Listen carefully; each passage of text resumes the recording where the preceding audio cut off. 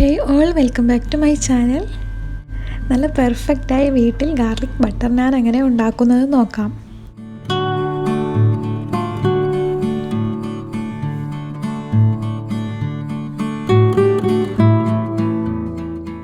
ഞാനിതിനുള്ള മാവ് റെഡിയാക്കാൻ വേണ്ടി ഞാനിവിടെ 2 കപ്പ് മൈദയാണ് എടുത്തത്. ഞാനിവിടെ 250 ml കപ്പാണ് ഉപയോഗിച്ചത്. ഇനി 1/4 ടീസ്പൂൺ ഈസ്റ്റ് ചേർത്തതിന് ശേഷം ആവശ്യത്തിന് ഉപ്പ് ചേർത്ത് കൊടുക്കാം. ഇനി ഇതിലേക്ക് 2 ടീസ്പൂൺ പഞ്ചസാര ചേർക്കാം. ഈ ഒരു മുട്ട ബീറ്റ് ചെയ്തത് ഒഴിച്ച് കൊടുക്കാം.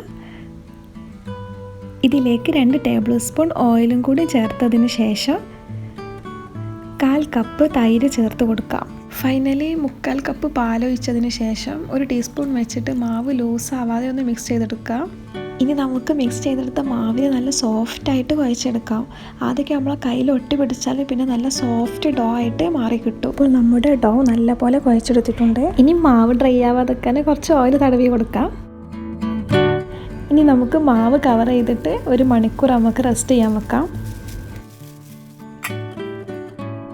ഇനി 1 മണിക്കൂറിന് ശേഷം തുറന്ന് നോക്കാം. നമ്മുടെ നാനിനുള്ള മാവ് നല്ല സോഫ്റ്റായി പൊങ്ങി വന്നേണ്. ഇനി ഇത് നമുക്ക് ഒന്നുകൂടെ നന്നായിട്ടൊന്ന് കുഴച്ചെടുക്കാം. മാവ് കുഴച്ചെടുക്കുമ്പോൾ ഒരു കാര്യം പ്രത്യേകം ശ്രദ്ധിക്കണം. ചപ്പാത്തി മാവിനേക്കാളും കുറച്ച് ലൂസായിട്ടാണ് മാവിരിക്കേണ്ടത്. എല്ലാ നാനും ഈക്വൽ സൈസിൽ കിട്ടാൻ വേണ്ടി ഇതുപോലെ റോളാക്കിയതിന് ശേഷം ഒരു കത്തി വെച്ചിട്ട് ഇതുപോലെ കട്ട് ചെയ്തെടുക്കാം. ഇനി ഓരോന്നിനെയും ബോളാക്കി നമുക്ക് മാറ്റിയെടുക്കാം.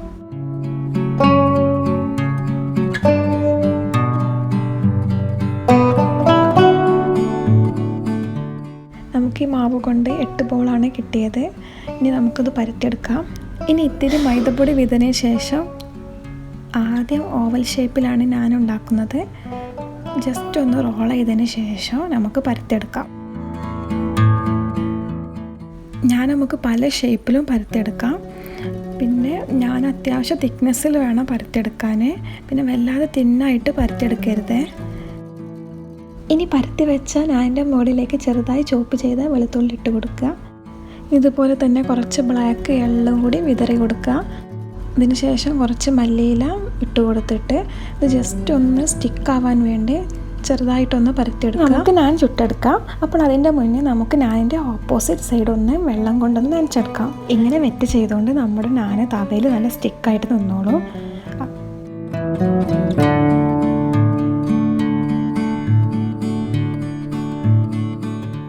അപ്പോൾ ഞാനിവിടെ നാൻ ചുട്ടെടുക്കാൻ വേണ്ടി ദോശ തവയാണ് ഉപയോഗിക്കുന്നത്. അപ്പോൾ തവ നല്ല ചൂടായി വരുമ്പോൾ നമ്മൾ വെറ്റ് ചെയ്ത ഭാഗം തവയിൽ വെച്ച് കൊടുക്കുക. മീഡിയം ഫ്ലെയിമിൽ വെച്ചിട്ട് വേണം ചുട്ടെടുക്കേണ്ടത്. നമ്മൾ തവയിലേക്ക് വെച്ച് കുറച്ച് കഴിഞ്ഞപ്പോൾ തന്നെ ബബിൾസ് വരുന്നത് കണ്ടില്ലേ? ഈ സമയം നമ്മുടെ തവ മറിച്ചിട്ട് നാൻ കുക്ക് ചെയ്തെടുക്കണം. ഒരു 40 സെക്കൻഡ് തവ മറിച്ചിട്ട് കുക്ക് ചെയ്തെടുക്കുക കേട്ടോ.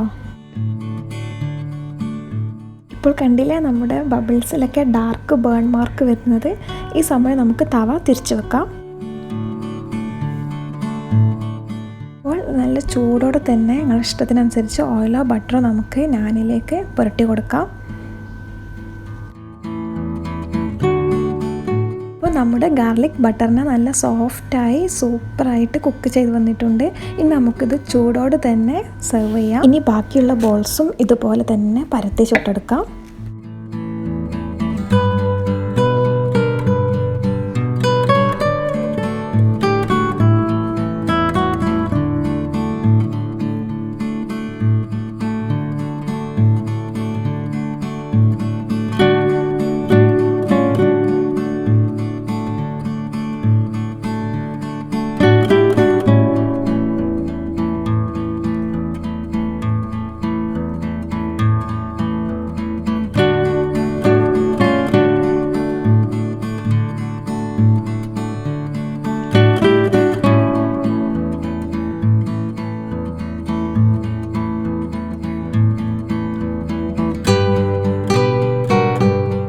ബാക്കിയുള്ള ബോൾസ് എല്ലാം പരത്തി ചുട്ടെടുത്തിട്ടുണ്ട്.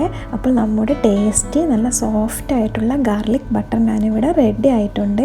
അപ്പോൾ എൻ്റെ റെസിപ്പി ഇഷ്ടപ്പെട്ടാൽ ലൈക്ക് ചെയ്യാനും കമൻറ്റ് ചെയ്യാനും കൂടാതെ സബ്സ്ക്രൈബ് ചെയ്യാനും മറക്കരുത്.